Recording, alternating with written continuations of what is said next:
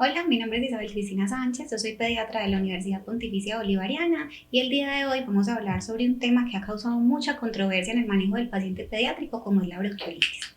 Como sabemos, la bronquiolitis es una infección del tracto respiratorio inferior que es causada usualmente por virus y es de comienzo agudo. Se caracteriza por el primer episodio de sibilancias en un paciente que está con síntomas respiratorios altos los días previos al inicio de las sibilancias y estos van a estar dados por tos, congestión nasal, rinorrea, pueden tener o no fiebre y se va a presentar principalmente en los menores de 2 años, de forma más frecuente en los menores de 1 año de edad. Los episodios sibilantes posteriores a este se van a denominar episodios sibilantes recurrentes. Entonces, en cuanto a la etiología, vemos como el principal agente causal de las infecciones respiratorias agudas en pediatría es el virus sincitial respiratorio, que se presenta entre un 70 a un 80% de los casos y característicamente no va a generar inmunidad en el paciente. Quiere decir que el paciente va a tener riesgo de tener reinfecciones posteriores. Otros de los gérmenes que también son causantes de esas infecciones respiratorias agudas, entonces son, en cuanto al género bacteriano, tenemos por ejemplo el Mycoplasma pneumoniae, pero también tenemos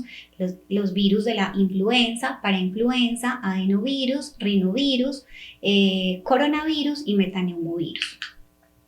El virus sincitial respiratorio, por su parte, entonces se caracteriza por pertenecer a la familia Paramyxoviridae, específicamente al género Neumoviridae. Va a aparecer en brotes y se va a presentar sobre todo en las épocas de invierno y en los meses entre noviembre y diciembre a marzo y abril.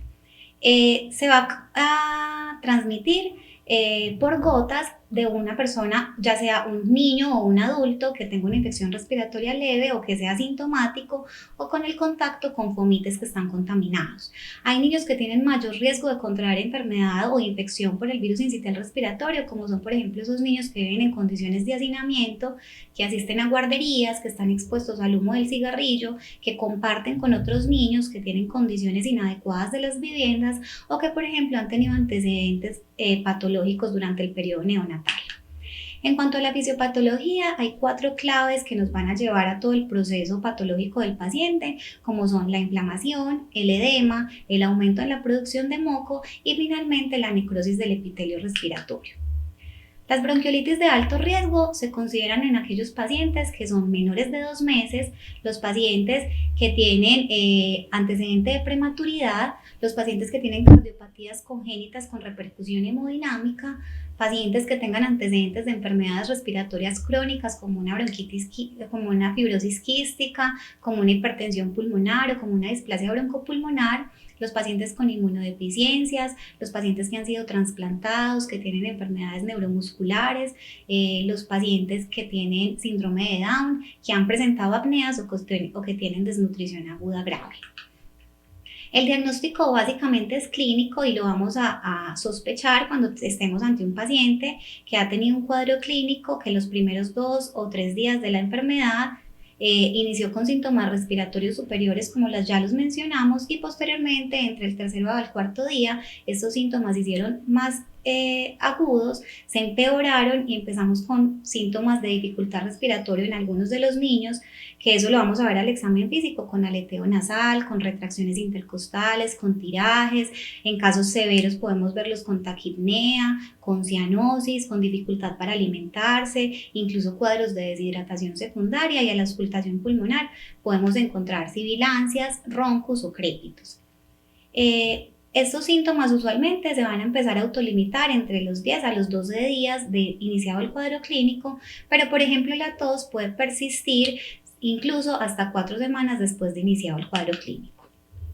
En cuanto a la valoración de la severidad de la enfermedad, los 2 principales marcadores de severidad de los pacientes son la hipoxemia y la taquipnea, pero se han descrito muchas escalas que nos ayudan a predecir qué pacientes están más graves que los otros. Digamos que la escala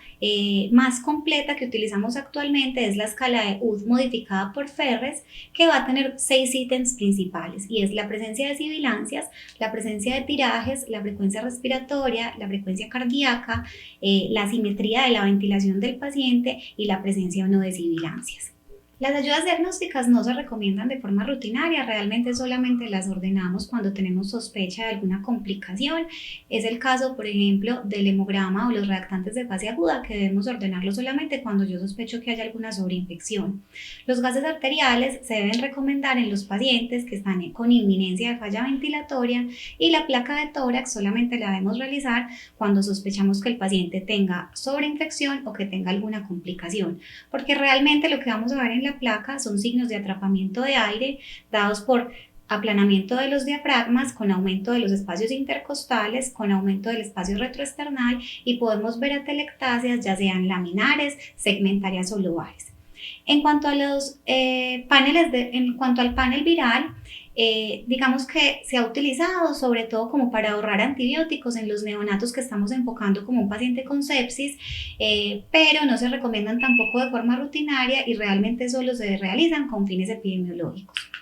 Bueno, los pacientes que podemos manejar en el hogar son los pacientes que cuando yo los reviso los veo bien, que no tienen ningún tipo de factor de riesgo, que tienen una escala de severidad con bajo riesgo, que tienen fácil acceso a los servicios de salud, que tienen una familia que está comprometida con los cuidados del paciente y conoce los signos de alarma. Mientras que los pacientes que debemos dejar sí o sí hospitalizados son aquellos que notamos con signos de dificultad respiratoria, aquellos pacientes que se presentan con cuadros de apneas o cianosis, que no toleran la vía oral, que están con algún grado de deshidratación o que también tienen un pobre soporte familiar, tienen poco acceso a los servicios de salud o tienen algún otro factor de riesgo que los pone en una condición de mayor severidad que los otros pacientes. En cuanto al tratamiento, entonces este es de los temas más debatidos en la bronquiolitis aguda y vemos cómo fundamentalmente el tratamiento es de soporte. Básicamente lo que queremos garantizar en el niño es que tenga una adecuada hidratación y nutrición. Los pacientes que están desaturados o que tienen signos de dificultad respiratoria se recomienda ordenar oxígeno y siempre mantener las vías respiratorias permeables por medio de lavados nasales o aspiración de secreciones en caso de ser necesario.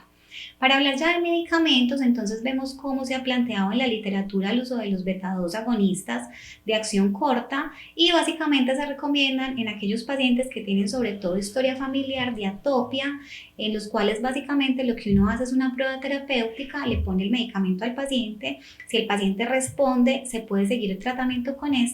pero si definitivamente el paciente no responde, pues no hay necesidad de seguir insistiendo.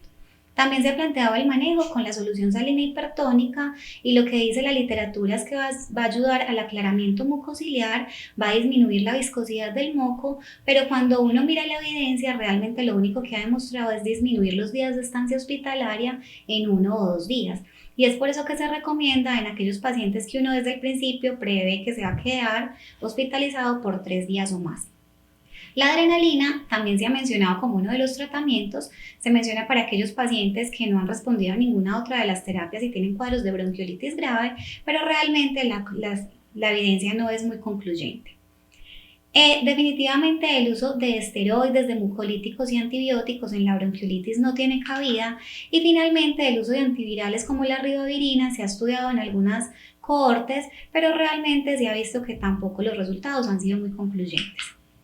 Finalmente, el palivizumab, que es un anticuerpo monoclonal del virus sincitial respiratorio, se recomienda en aquellos pacientes que tienen alto riesgo y básicamente lo que ha mostrado es que disminuyen un 55% las tasas de hospitalización, pero tiene poco impacto en mortalidad. Se recomienda en aquellos pacientes prematuros o en los pacientes que tienen cardiopatías congénitas o en los pacientes con displasia broncopulmonar. Así damos por terminada la charla, esperamos nos acompañen en las próximas sesiones. Les espero el próximo miércoles en los miércoles de pediatría con nuestro tema enfermedad diarreica aguda.